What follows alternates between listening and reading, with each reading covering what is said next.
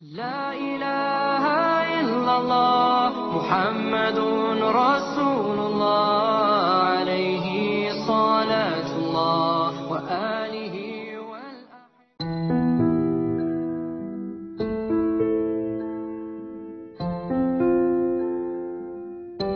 Ibnu Sina dikenal juga sebagai Avicenna di dunia barat adalah seorang filsuf, ilmuwan dan dokter kelahiran Persia, sekarang adalah negara Iran. Ia juga seorang penulis yang produktif yang sebagian besar karyanya adalah tentang filosofi dan pengobatan.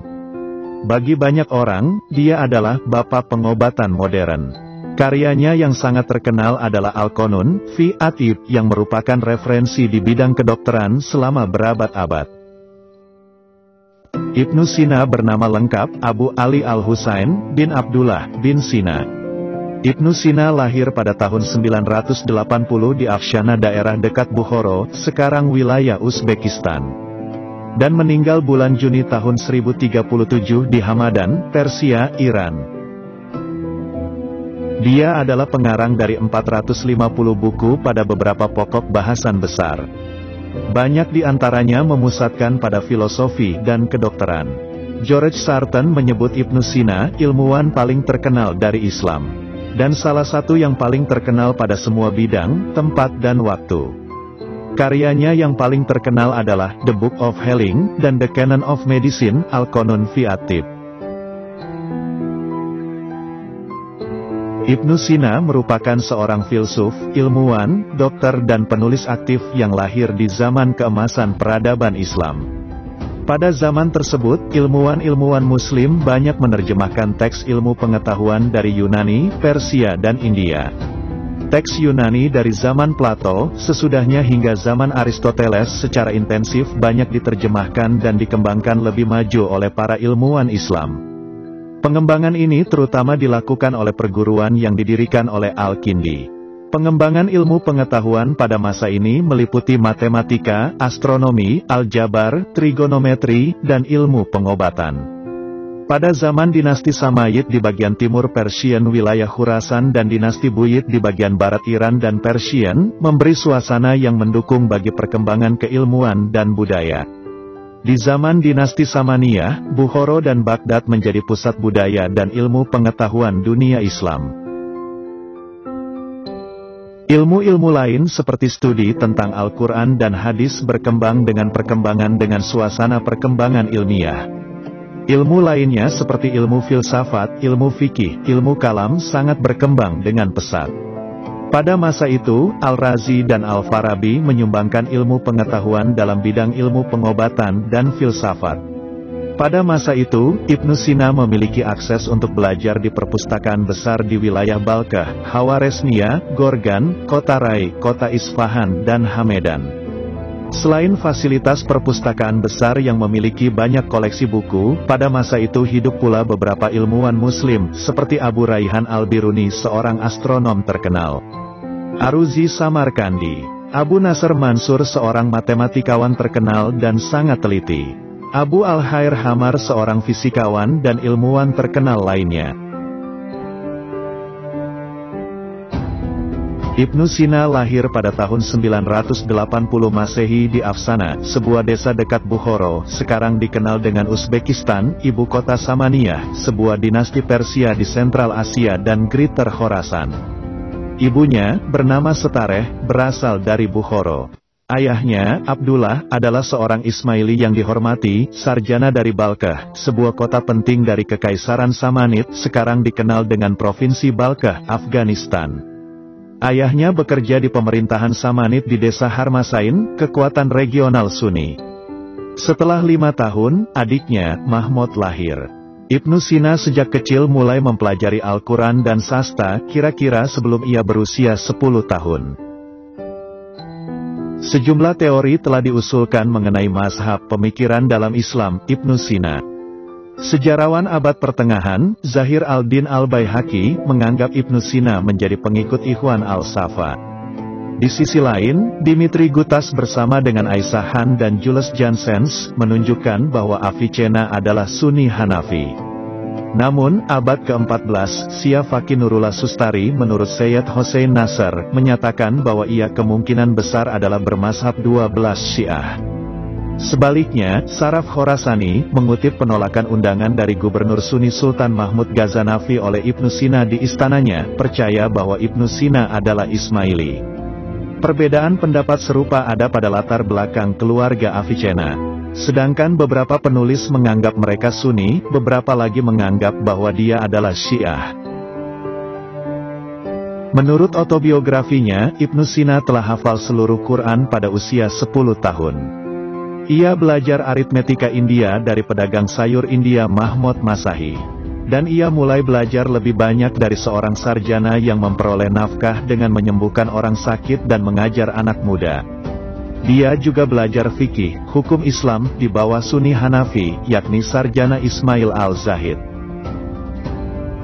Sebagai seorang remaja, dia sangat bingung dengan teori metafisika Aristoteles, yang ia tidak bisa mengerti sampai dia membaca komentar Al-Farabi pada pekerjaan. Untuk tahun berikutnya, ia belajar filsafat, di mana ia bertemu lebih besar rintangan. Pada saat-saat seperti ini, dia akan meninggalkan buku-bukunya, melakukan wudhu, kemudian pergi ke masjid dan terus berdoa sampai hidayah menyelesaikan kesulitan-kesulitannya. Jauh malam, ia akan melanjutkan studi dan bahkan dalam mimpinya masalah akan mengejar dia dan memberikan solusinya. 40 kali, dikatakan, dia membaca metafisik dari Aristoteles, sampai kata-kata itu dicantumkan pada ingatannya. Tetapi artinya tak jelas, sampai suatu hari mereka menemukan pencerahan, dari uraian singkat oleh Farabi, yang dibelinya di sebuah toko buku seharga kurang dari 3 dirham. Begitu besar kegembiraannya atas penemuannya itu, yang dibuat dengan bantuan sebuah karya dari yang telah diperkirakan hanya misteri, bahwa ia bergegas untuk kembali, berterima kasih kepada Allah dan diberikan sedekah atas orang miskin. Dia beralih ke pengobatan di usia 16 tahun dan tidak hanya belajar teori kedokteran, tetapi juga menemukan metode baru pengobatan. Anak muda ini memperoleh status penuh sebagai dokter yang berkualitas pada usia 18 tahun dan menemukan bahwa kedokteran adalah ilmu yang sulit ataupun berduri, seperti matematika dan metafisika. Sehingga saya segera membuat kemajuan besar. Saya menjadi dokter yang sangat baik dan mulai merawat pasien, menggunakan obat yang disetujui. Ketenaran Ibnu Sina menyebar dengan cepat dan dia merawat banyak pasien tanpa meminta bayaran. Janji pertama Ibnu Sina adalah, bahwa Emir Nuh kedua yang berhutang padanya, karena pemulihan dari penyakit berbahaya, Ibnu Sina berhasil mendapat akses ke perpustakaan kerajaan Samaniyah. Ketika perpustakaan dihancurkan oleh api tidak lama setelah itu, musuh-musuh Ibnu Sina menuduhnya membakar perpustakaan, dan dituduh menyembunyikan sumber pengetahuannya hanya untuk dirinya. Sementara itu, ia membantu ayahnya dalam pekerjaannya, tetapi tetap meluangkan waktu untuk menulis beberapa karya paling awal.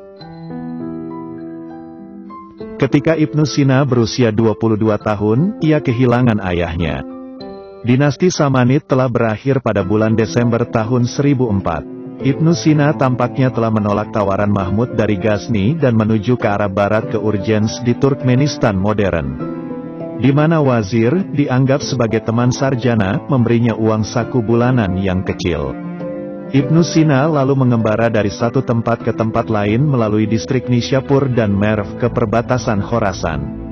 Qabus, penguasa yang murah hati di Tabaristan, dirinya seorang penyair dan sarjana, yang mana Ibnu Sina mengharapkan menemukan suaka. Pada sekitar tanggal tersebut, tahun 1012, mati kelaparan oleh pasukannya yang memberontak. Ibnu Sina sendiri pada saat ini dilanda penyakit parah.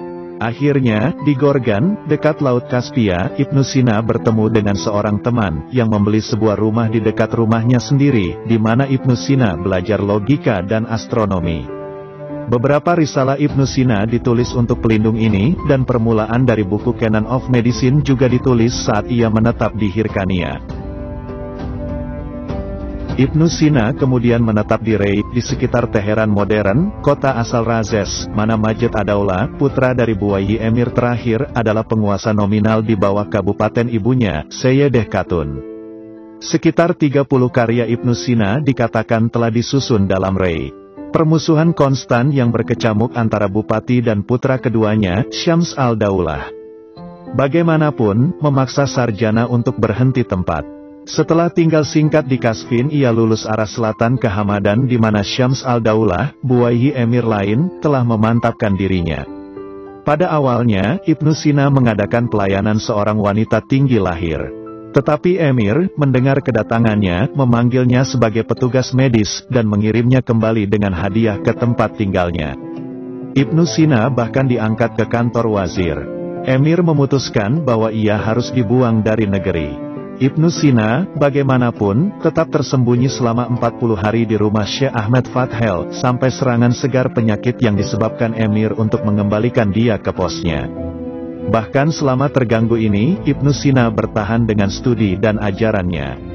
Setiap malam, ekstrak dari karya-karya besarnya, Kenan dan Sanatio, ungkapkan dan menjelaskan kepada murid-muridnya.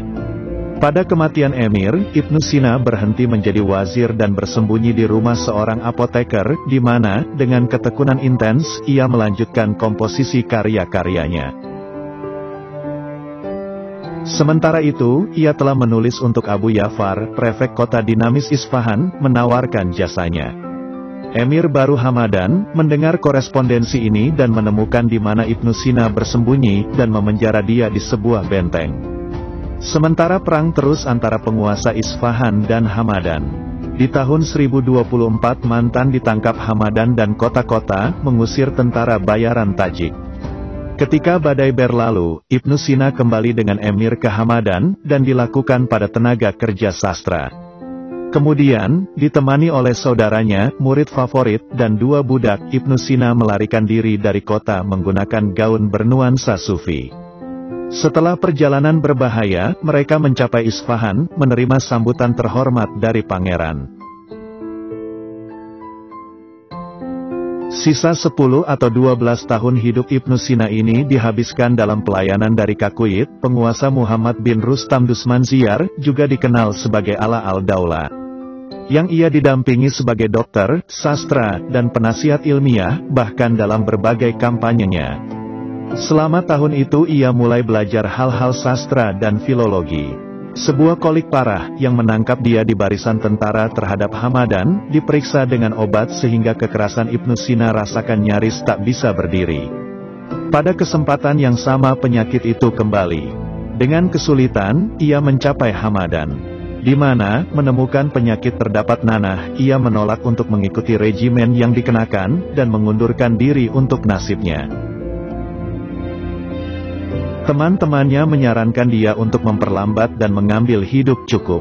Dia menolak, bagaimanapun, menyatakan bahwa, "Saya lebih memilih hidup yang pendek dengan lebar untuk satu sempit dengan panjang." Pada penyesalan ranjang kematiannya menangkapnya.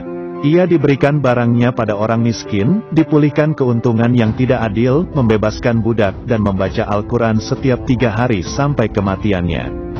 Ia meninggal pada Juni tahun 1037, dalam bulan Ramadan dan dimakamkan di Hamadan, Iran.